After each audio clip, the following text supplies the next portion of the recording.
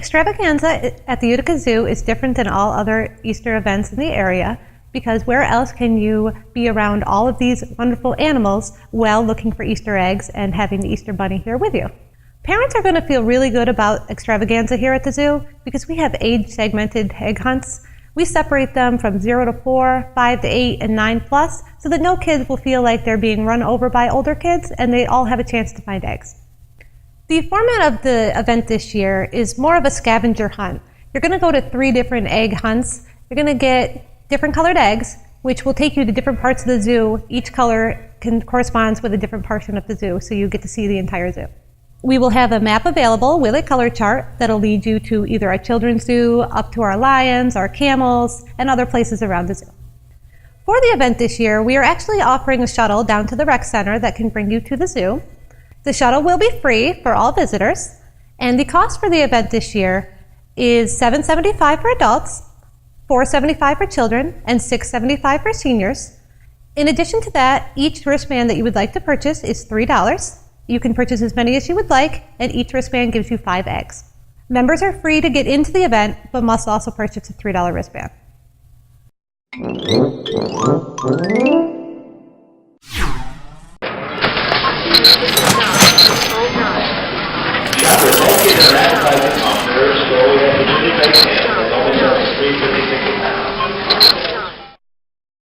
Hi, I'm Kelly Salmon from mvparentonline.com. Today I'm going to talk about some easy, simple ways you can save at the grocery store, and you don't have to bring the big coupon binder with you if you're not interested in bringing that. One way you can save is you can bring reusable shopping bags to the store. At Price Chopper, you can get 3 cents for every bag that you use when you bag your groceries. At Target, it's 5 cents per bag. That's one way you can save. Another way you can save is to bring your bottles back to the store. Not only are you getting rid of the clutter in your house, you are also saving off your grocery bill. And that's what I do every single time I go to the grocery store. If I have 1 bottle, if I have 20 bottles, I bring them to the store and the bottle returns come right off my grocery bill. Another way you can save is to use your Advantage card at Price Chopper. When you walk in the store, there's an iSave machine right when you walk in the door. It's on your left-hand side. You scan your card underneath the iSave machine, and what comes out are your iSave coupons. And on here, they'll have Price Chopper coupons, and towards the bottom, they'll also have manufacturer coupons that you can use and keep for later if there's nothing on sale. I always scan my card when I walk in, whether I'm going in to get one thing or I'm going in for my big shopping trip, just because you never know what's going to come up. Every once in a while, I'll get a full, like 75 cents off of 2 full circle organic items, which are big for me. It doesn't happen all the time, but when it does, I always rearrange my shopping list so that I can go grab 2 items. And those only come from my iSave machine. You cannot find full circle coupons anywhere else. So that's one way to save.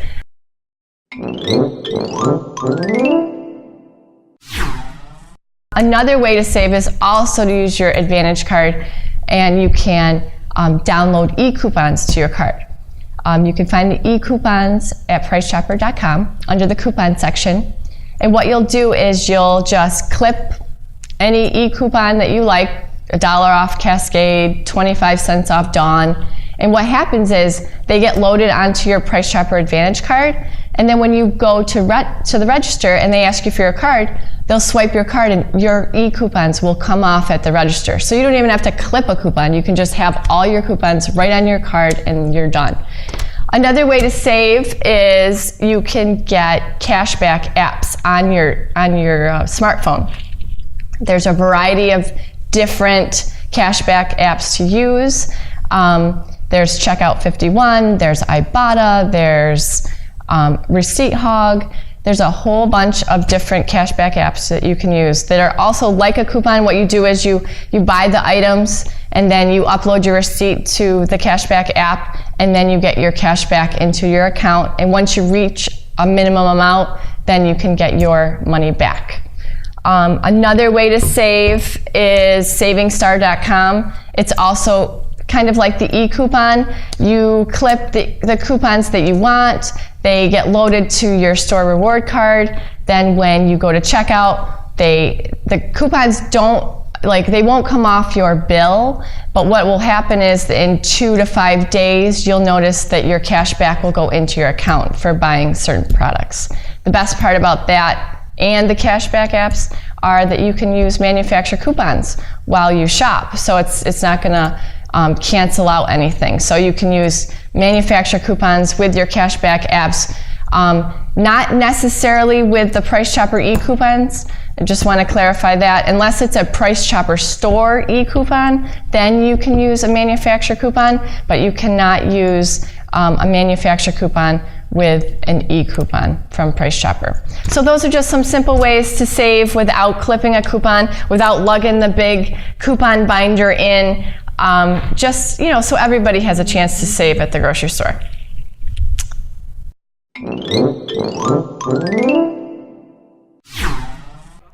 Hi, I'm Elena from John Paulo's Extreme Beauty Institute. Welcome to Upstate Beauty.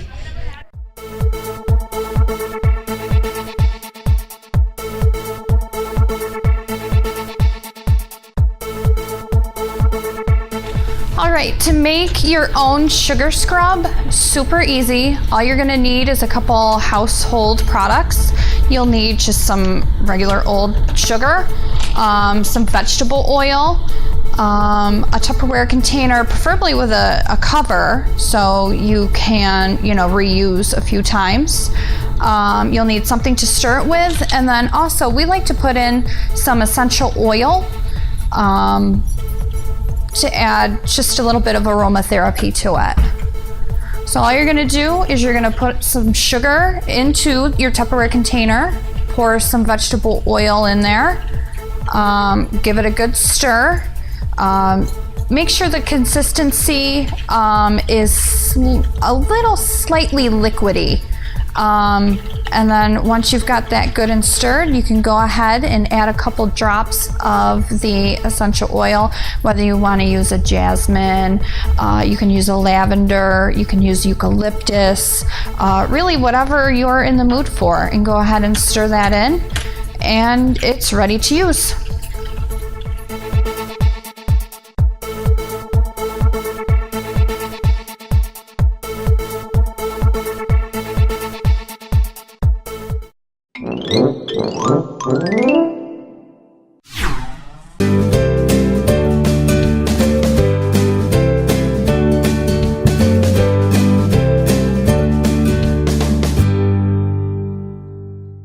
Hi, I'm Dr. Tim Del Medico, and this is the Elevate Your Health segment. I just wanted to give you a little bit of my background here real quick before we start. I basically was introduced to chiropractic as a college athlete. I was in a horrific home plate collision as the runner, not as the catcher, and I took an elbow to the neck, and it actually pretty much paralyzed my arm for a couple days. My career, medically wise, was ended by a medical doctor. They said I would never be able to throw a baseball again. A chiropractor actually took me aside and eventually gave me a few adjustments to my neck, which actually took the pressure off the nerve that went down to my arm, and that's how I was introduced to chiropractic, and I was just blown away by that. So after I was adjusted and it opened my eyes to the power of the chiropractic adjustment, at the time I was at Lemoyne College in Syracuse, where I got my bachelor's degree and in biology, and because of this event, it actually made me enlist in chiropractic school, enroll in chiropractic school, and I went on to do 4 years and got my doctorate at New York Chiropractic College out in Seneca Falls, New York. In 2001, I graduated and I opened up my own private practice in South Utica on Genesee Street, and basically I've been in practice. This is my 14th year of practice, and in my practice, I don't have a very specialized practice. I treat everybody from infants, newborn babies, right up until 90, 100 years old.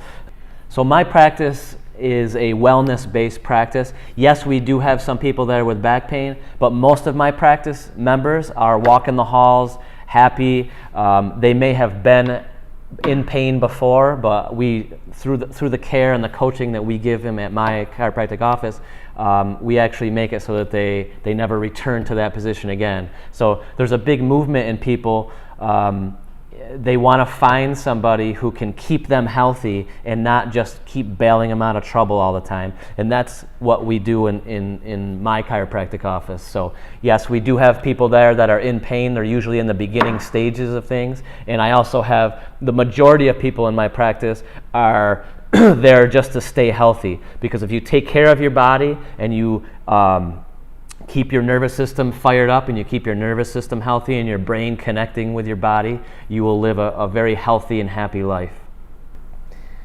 So I want to talk to you today about the noise that comes out of your spine when you get a chiropractic adjustment applied to your spine.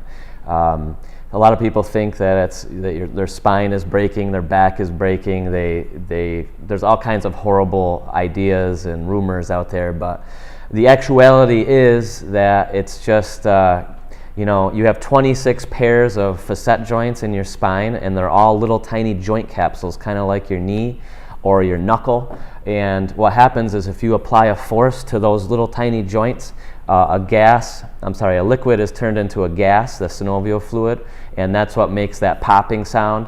And that's called a cavitation. And some chiropractic techniques actually utilize that. If you do manual techniques, like is one of the techniques that I do in my office, we do apply manual manipulations, manual adjustments to the spine, and it does make an audible popping sound sometimes. And it's a painless popping sound, kind of like if you popped your knuckle, but there's a specific purpose behind that, and that's to mobilize that joint and to try to take some pressure off the nervous system. Your body, of course, functions better when there's no interference in your nervous system. So I just want to also note that there's over 100 different chiropractic techniques now, and you don't have to, if you go to a chiropractor, you don't have to get manually adjusted. There's little instruments that we use sometimes. There's tables that assist in it. There's multiple different techniques now that chiropractors can use, and we need to be able to do that because we can adjust such a wide range of ages. Like I said before, everything from newborn babies to 90, 100-year-old human beings, and it's really cool.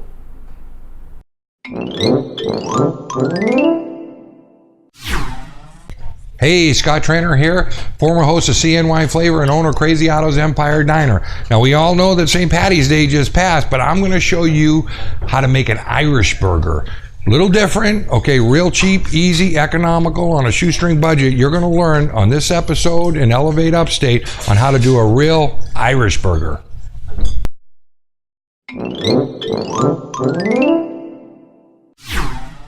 And we're just going to basically take this onion here, and it doesn't matter the uniformity of the cut, because as long as it's diced really, really fine. And we're looking for about 3 tablespoons that we can use for this particular recipe.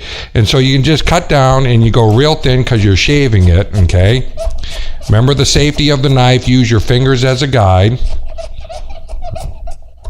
Okay, now this is going to be about 3 tablespoons right here. Put it in and then use your hand again, and you just cut down, and you just want to do this really, really fine, because this is all going to be in part of the mix of the corned beef. Okay, so we're keeping our hands away from it. Now, there's a couple different techniques. You're at home, you're doing this. You may not like to hold your hands like this. Some people put their hands on top, and they can just come across the cutting board like this, okay? Others, if you put it in, get the onion off, still keep your hands out of the way, but you can just chop it down like this. The important part is that you get it done fine, okay? Do it like this. You can even use it, the way these knives are made, okay, there's a little bow in it, and so you can actually use the knife as a rocking mechanism to come down and cut your fine onion. So there we are, nice and fine, okay? And you can see the fineness of the onion. So we're going to take this, we're going to take 3 tablespoons, good heaping tablespoons, okay? And that'll be just about 3 with what I took off, okay? I'm even going to put the rest of this in there because a little onion never hurt anybody. So we're going to take the corned beef out of the can now. I put the key on the opposite way because they're really tricky and the key is faced this way. So take it off, put it inside the metal, and then you just run it around. Sometimes the directions don't always work out the way they're supposed to on these cans. So you just turn it right around, boom, take it right off, you throw your key away, and this should slide right out. And it's okay with all this, fat content, which is the grease of the corned beef, because that's actually going to give a lot of the corned beef its flavor. So we're just going to take this right out, boom, put that here. We're going to go through a flaking process with a fork. We're going to put this all in the bowl. I'm going to clean up my cutting table. Remember we talked about being sanitized in a cutting board? I'm going to do all that, and then we're going to flake the corned beef.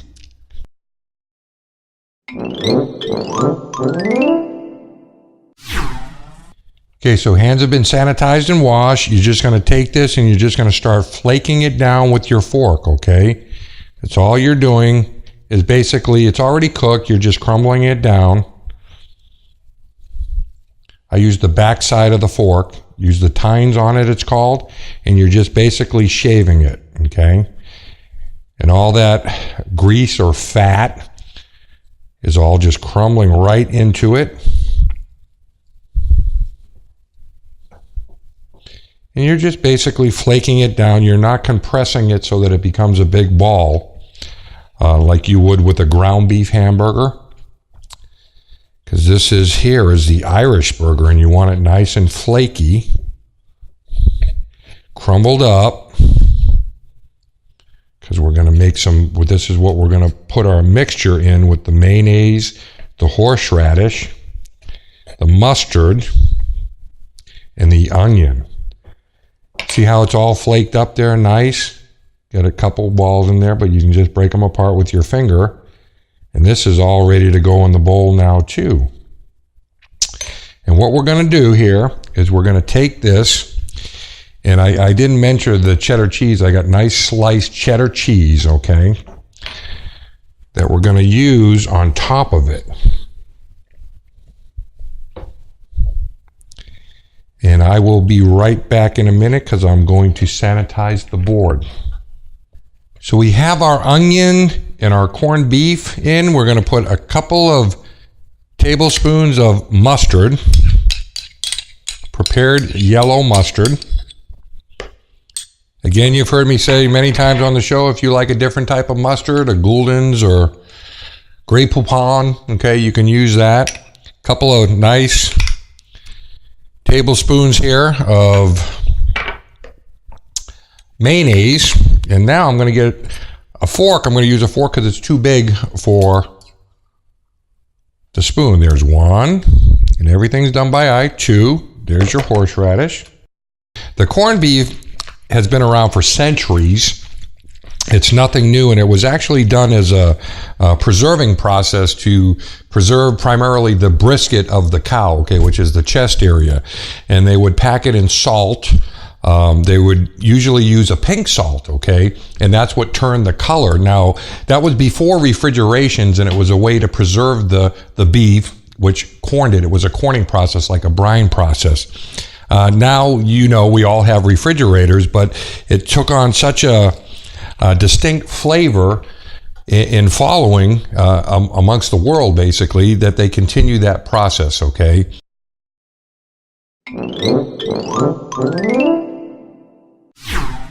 And we're going to take our burgers here.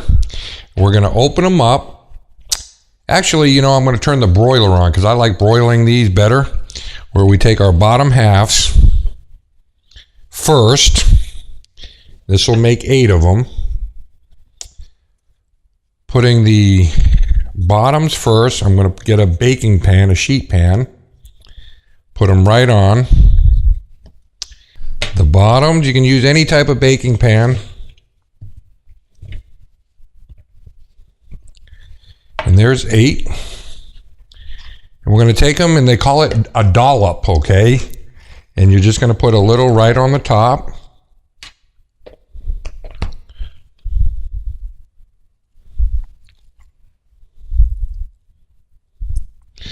Right like that. And what we're going to do is we're going to put this in the oven. I'm going to turn the broiler on, and we're going to heat this just for a couple minutes, okay, to get it heated through. And then we're going to lay the cheese on it and melt the cheese on top for another couple minutes. And then we take them out, we put the tops on them, and boom, they're ready to serve. You can literally do this whole meal in under 20 minutes if you do it right. You come home, you just get your ingredients, put them all together, boom, boom, boom, you're out. It's a quick meal if you got, a school game, a basketball game to go to or something for your kids, or you got to go to work and your husband and your wife, and boom, put it together real quick and it's ready to go. I'm going to turn the oven on now. We're going to show you how to put these in under the broiler. So we have our broiler on. It's going really good. Depending upon the type of oven you have, some broilers are underneath on the bottom pan. Some of the newer ovens, they have the broiler on the top. So you just put it up to high, you get it going, and you're going to take it, move your rack up to the top, and you just stick it right underneath the broiler. And that's going good. And I'm just going to let that sit. I got my clock on, and I'm just going to let it sit for a minute or two. It's important that you don't walk away from it. When you're broiling something, it can turn to black, in seconds. So you don't walk away from it, and you just keep an eye on it. Give it a couple minutes. So we're going into our second minute here. It's getting nice and hot. The corned beef is mixing with the mayonnaise, the horseradish, the mustard, and the onions are actually starting to juice in there. Oh, they're beautiful. Got about another 30 seconds. You can smell it starting to sizzle around it. And I want you to see this when I pull it out of the oven before I put the cheese on, because it's important that you get it nice and crispy brown on top, okay? And I am about there. Oh, yes. Look at this. Now you see this? See the buns, how it's starting to brown around the edges? Okay, and it's getting nice and brown. If you ever go into a restaurant or you ever go into my diner, I do a homemade corned beef hash where I actually cook the brisket, do it all by hand, shred the potatoes. It turns out nice and brown like this, okay? So now you're ready to go. We're going to put the cheese right on it. Just put them right over the top, and they'll start cooking as soon as you put them on, because it is hot.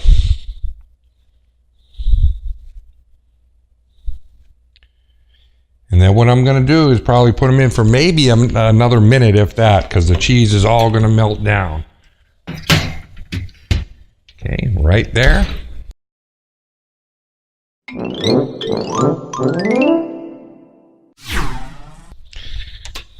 And look at this. That's about it. See it all start to bubble up now? Now look at how quick that was. If I had walked away from this, it could have really turned black along the tops. Now while it's hot, while it's still sizzling, you're just going to stick your tops right on it. That's going to heat the top of your bun. Okay? And now you have 8 Irish burgers like that. Quick and easy on a shoestring budget. That's what we like to do here at CNY Flavors, give you some little tricks, some little hints on how you can feed your family. This whole thing here wouldn't even cost you maybe $4 at the most for all your ingredients, okay? And you get 8 burgers out of it. Enjoy.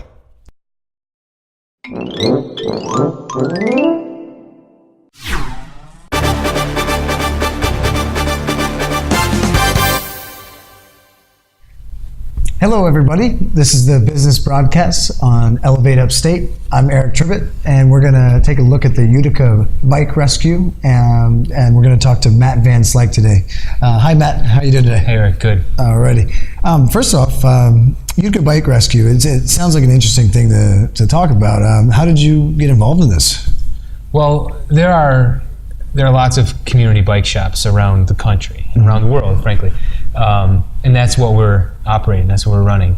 A community bike shop, as opposed to a conventional bicycle retailer, is a little bit different. We operate as a not-for-profit organization.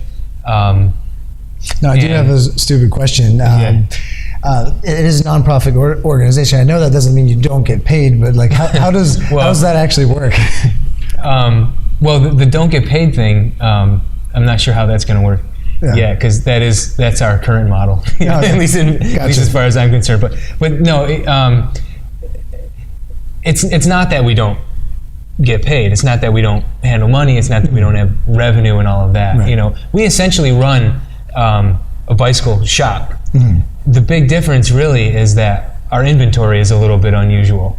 We deal with bikes that are donated to us, bikes and parts that have been used, that have some life left in them. Okay. And we redistribute those bikes. We help people refurbish them and earn them, and we get them back out into the community in a lot of ways. But So when you say help people refurbish these, do you teach a class, like how to we do. We operate 5 core programs, really. We have a program which we call Bikes for Goodwill organizations, and through that we partner with social service agencies and organizations around the city to get bikes to their clients, their customers who have transportation needs that can be met with a bicycle.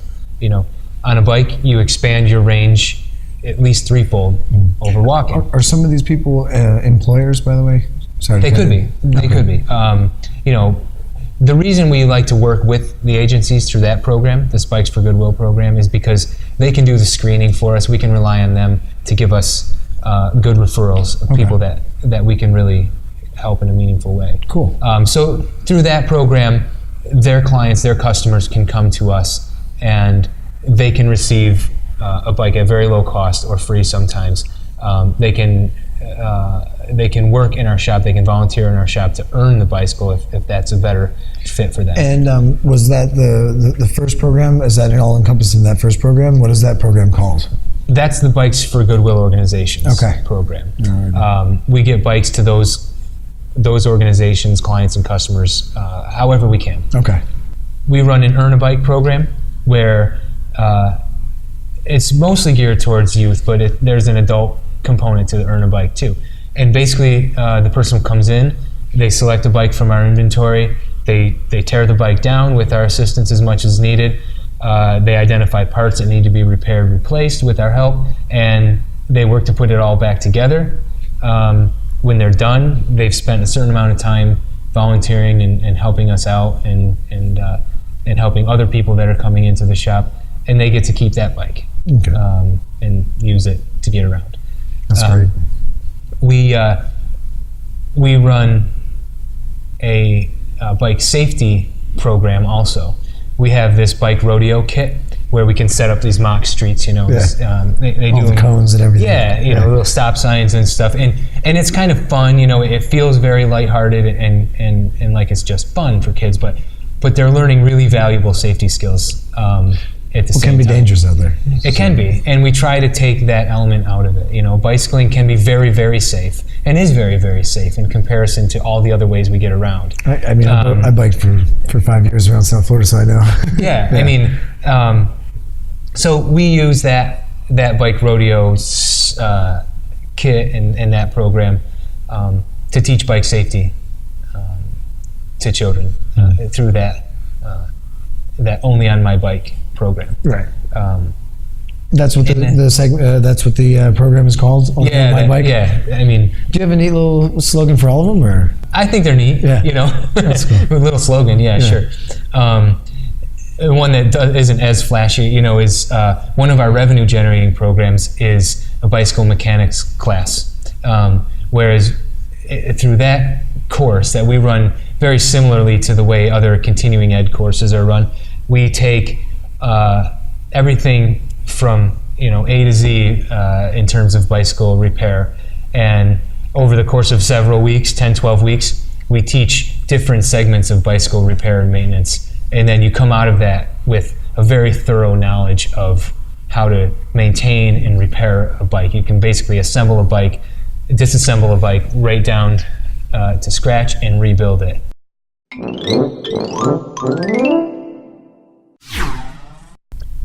And we also run a program that we call Campus Connection. And through that program, we lease bikes out of our inventory of refurbished bicycles to college students on a semester basis. So they're here for 2 semesters, 4 semesters, 6, 8, depending on where they're going to school. They can lease one of our bikes for $50 a semester, and when they're done with school or when they've left the area, they can return the bike to us, and they've had some reliable transportation while they've been here. We also have a way for them to keep the bike if they want to do that. That's fine too. It's kind of like a rent-to-own. It can be a rent-to-own situation, or it can be just a rent, or lease, or whatever you want to call it. It sounds a little bit cliche, but we're really offering a hand up. This is not a handout program. I was going to ask if you had I don't know how else to say it other than that kind of cliche. It's a hand up. That's great. It is, and it really is. We really, really feel that we're providing something to people that is of value to them. Well, Matt, we want to really thank you here at Elevate Upstate for spending some time with us. Thanks, it's been a pleasure. It has been a pleasure, and I think you're going to make a real difference in the community here around Utica. We hope so. This has been the business broadcast with Elevate Upstate. Thanks for watching, and we'll see you next time.